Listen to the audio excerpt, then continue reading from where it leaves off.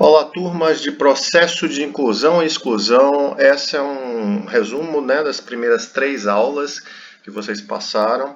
E aí eu começo por esse slide que eu estou trabalhando, lembrando que tudo isso vocês vão poder encontrar também no livro Inclusão Escolar, o que é, por que fazer, como fazer, da Maria Tereza Egler de Montoan, que vocês já conhecem por causa da Política Nacional da Educação Especial, né? Então, assim, vocês têm essa política nacional também lá no chat, ou lá no fórum de vocês.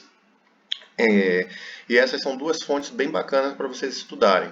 Esse livro você tem na biblioteca virtual da Unijorge, tá? E a política nacional tá lá no fórum. A gente tem um fórum sobre a política nacional. A gente começou perguntando sobre esses termos, né? Exclusão, segregação, integração e inclusão.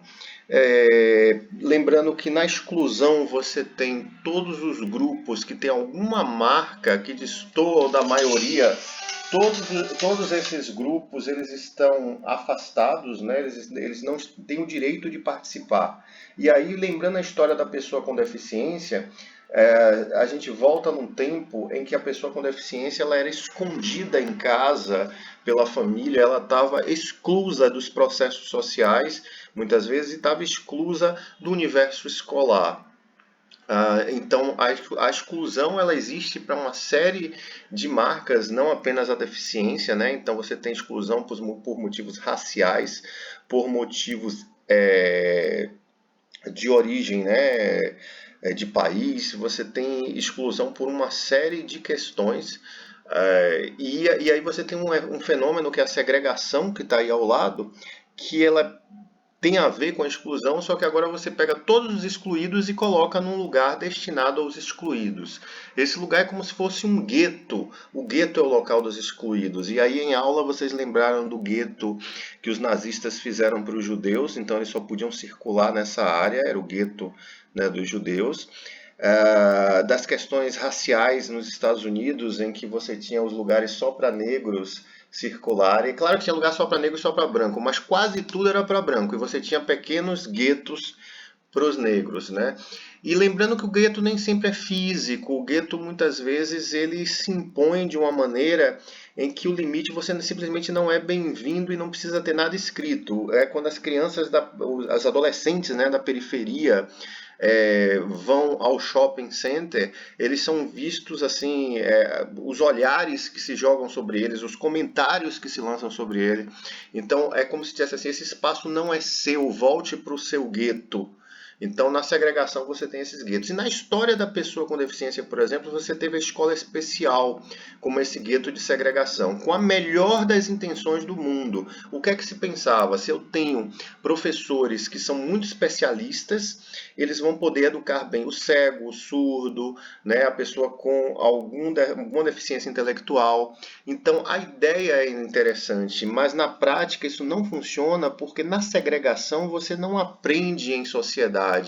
Se você só se lidar com pessoas que têm marcas parecidas com as suas, você deixa de lidar, você deixa de conviver, você precisa aprender a conviver para aprender a ser. São duas coisas que estão na diretriz de educação brasileira, né?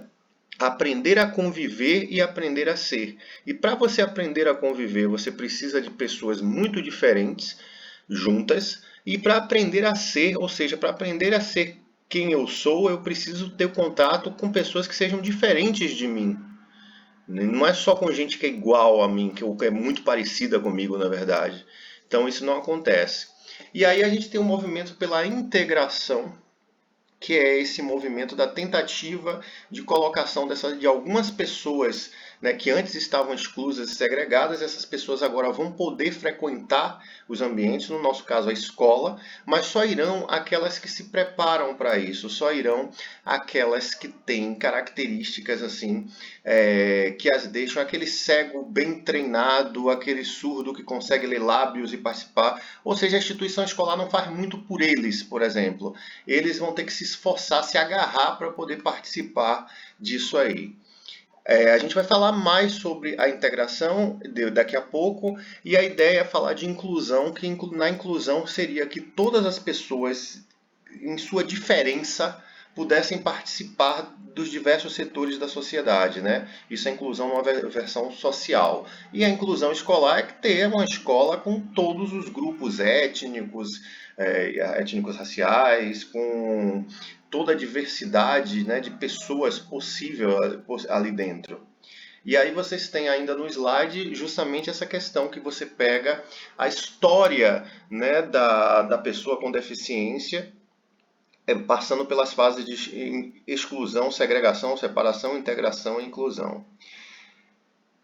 Alguns conceitos que são hiper importantes para discutir isso é que existem palavras que, apesar de elas serem parecidas, elas têm conteúdos absolutamente distintos. Por exemplo, diferença e desigualdade. Diferença, ela é interessante, porque a espécie humana é cheia de diferença. Diferença é diversidade. E olha aqui o que está escrito: a diferença nos enriquece, o respeito nos une. Salve a diversidade humana, diferença não é defeito. Então, a inclusão, ela celebra a diferença. Não é uma questão só de aceitar a diferença. É uma questão de você, tipo assim, não é uma palavra mais forte do que comemorar. É você perceber que a diferença é essencial na espécie humana, que a diversidade é fundamental. Agora, o fenômeno que é perigoso é esse aqui, desigualdade, que é aqui do lado. Pai, eu quero morar naquele mundo. A desigualdade é um fenômeno social. A desigualdade não é porque você nasceu assim ou assado. A desigualdade é imposta pela sociedade por questões econômicas, por questões, né, sociais, etc. E a desigualdade faz com que uns tenham acesso a muito e outros tenham acesso a quase nada. A gente discutiu nas aulas, exemplo assim, eu tenho criança com síndrome de Down. Uma criança com síndrome de Down rica, ela vai ter uma experiência de vida completamente diferente de uma criança com síndrome de Down bem pobre. Por quê? Porque aí entra algo mais do que a síndrome de Down, entra a questão da desigualdade social. Por que uns têm acesso a tanto e por que outros têm acesso a quase nada? E o que a inclusão faz? Ela reconhece a diferença, o que é importante, e valoriza a diferença. O que é reconhecer a diferença? Na inclusão, você vai dizer assim: existem os surdos, existem as pessoas que são cegas, existem as pessoas com deficiência motora, existe a pessoa com transtorno do espectro autista. Você reconhece que a diferença existe. Então, você não usa negócio de uma pessoa especial, né? A gente não usa esses termos, porque especial todos nós somos. Então, nós reconhecemos que a diferença existe. Ou Fernanda é uma mulher negra, né? Então isso aí marca, né? É o que lhe marca, é a diferença.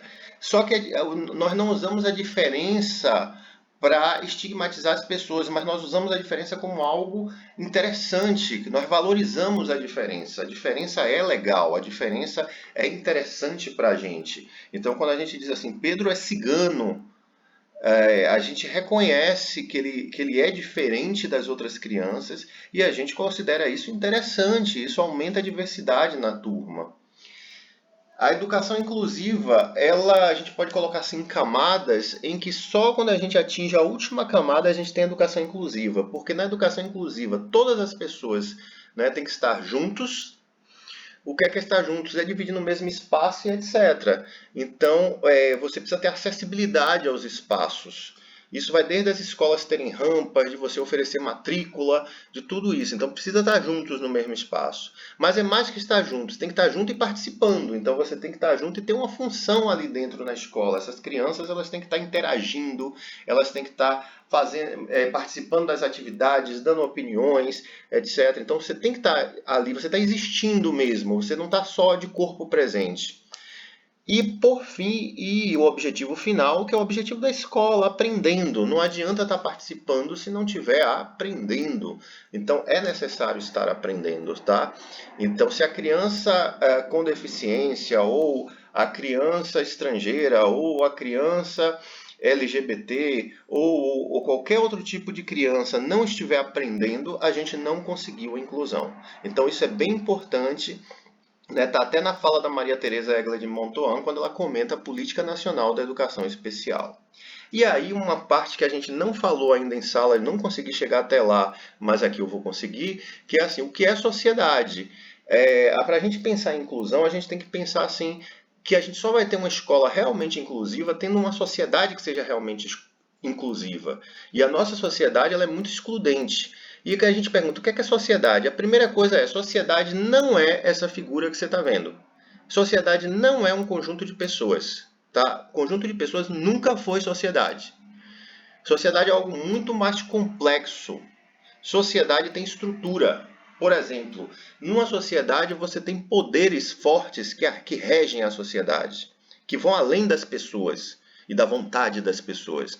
Na sociedade você tem o poder econômico, né? Você tem os grupos que detêm o dinheiro, que detêm o valor econômico da sociedade e que controlam muitas coisas e que podem controlar inclusive o poder político, que é aqueles que organizam a sociedade, que é aqueles que comandam a sociedade. E a sociedade ela tem também a sua cultura. Então tem uma série de valores culturais e etc. Que vão sendo passados, né? E a gente já nasce com esses valores ali funcionando. Não que esses valores sejam imutáveis, né? A cultura não é uma coisa tão dura assim. A cultura ela vai sendo feita, mas não é só. Eu quero que vocês percebam que sociedade não é um conjunto de. Bota um monte de gente junto aqui, a gente tem sociedade. Isso não existe. Sociedade é algo extremamente estruturado. Então, esses poderes econômicos, políticos, a cultura, tudo isso vai fazer com que os diversos setores que compõem a sociedade, os diversos complexos que compõem a sociedade, funcionem de certa forma. Então, por exemplo, você tem o trabalho é um grupo, você tem os grupos sociais de trabalho e que eles precisam ser inclusivos. O trabalho muitas vezes é excludente, né? Ele não se abre para as pessoas com deficiência, ele discrimina pessoas diferentes. Então, a sociedade excludente, o trabalho ele vai se apresentar excludente. A família é parte da sociedade. A família ela não tem poder além da sociedade. Ela está mergulhada na sociedade. Ela está dependente dos valores culturais da sociedade, dos poderes políticos e econômicos que regem isso.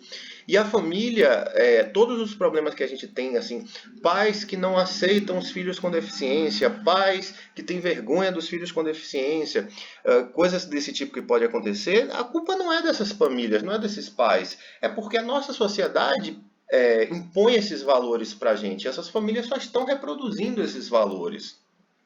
A gente fala da escola, né, que é o curso inteiro, a gente fala de como ter uma escola inclusiva. E existem vários outros grupos que eu relembro aqui para vocês, o grupo dos amigos, os grupos para lazer, os grupos religiosos, os grupos etc. E todos esses grupos são pedaços da sociedade, tá? Então, assim, eu queria mostrar para vocês essa estrutura de sociedade para vocês entenderem que a questão é muito mais complexa.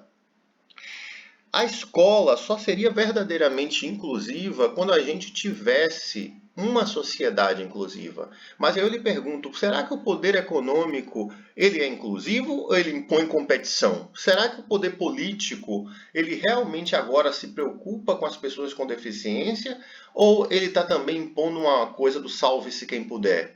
Então, todas essas coisas nos fazem pensar o que é, né, esse mundo aí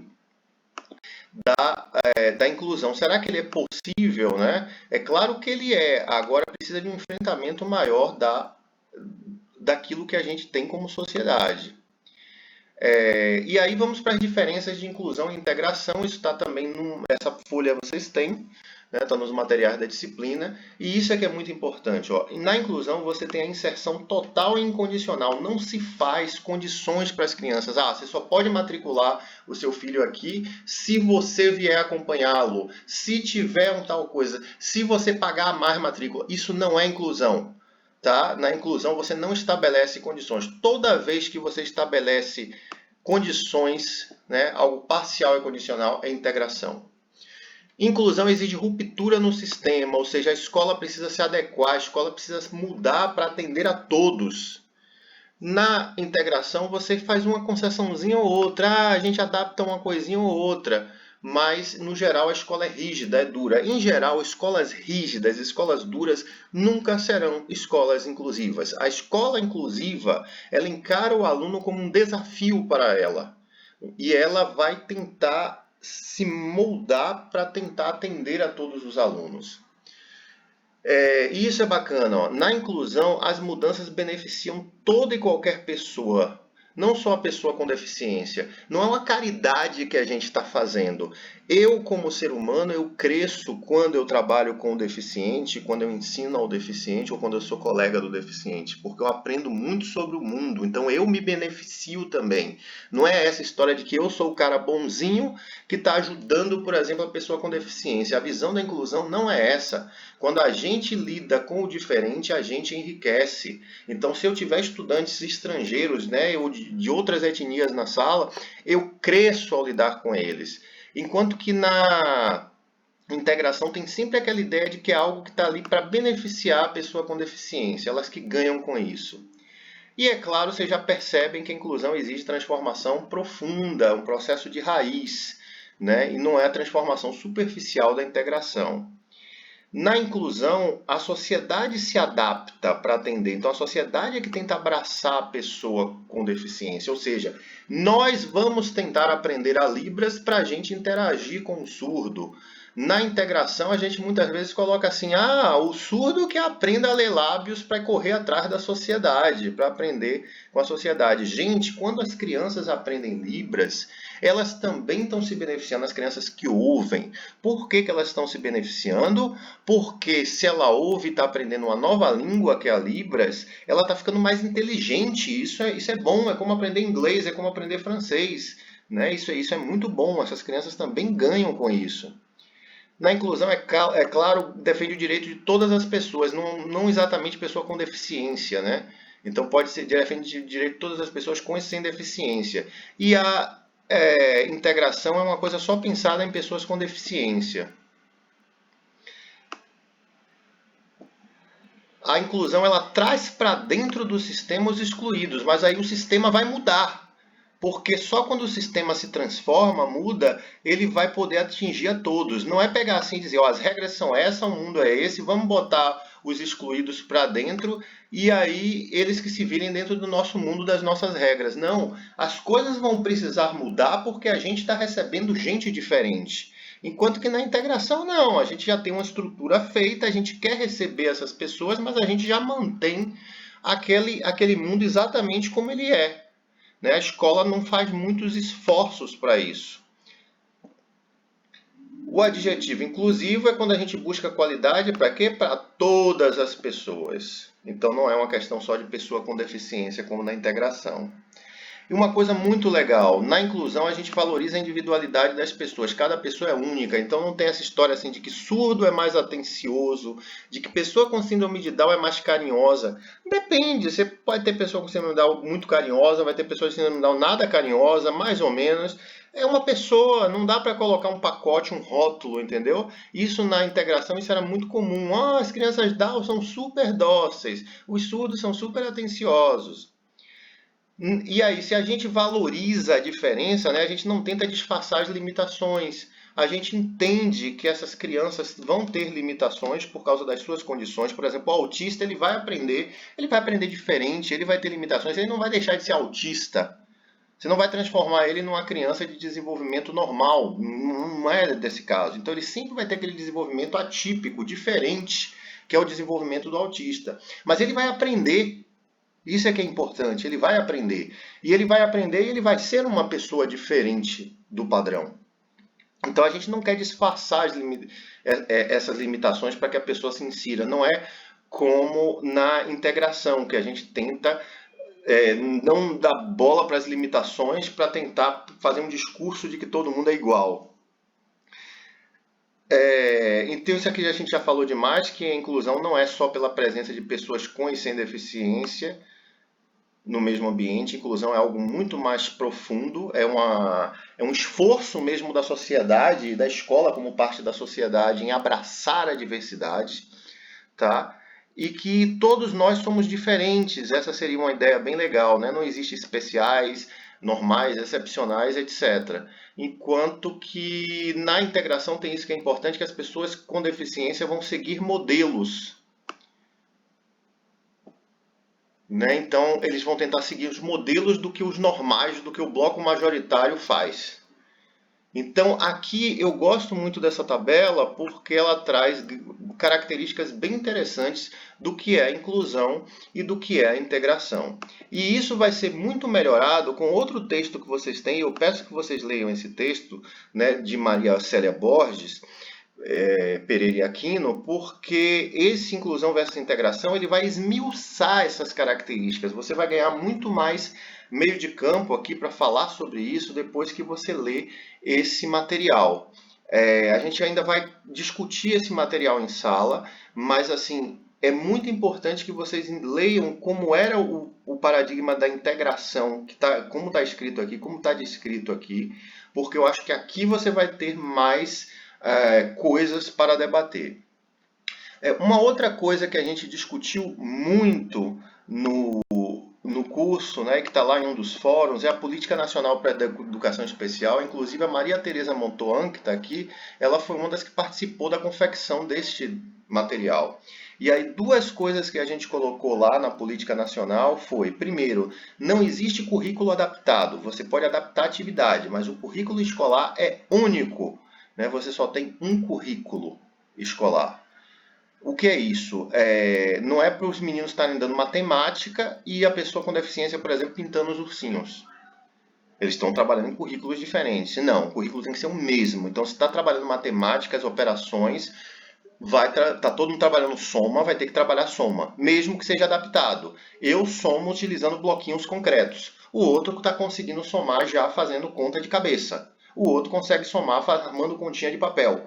Mas, assim, eu posso adaptar meios, mas o meu currículo é o mesmo. E isso é que é super importante.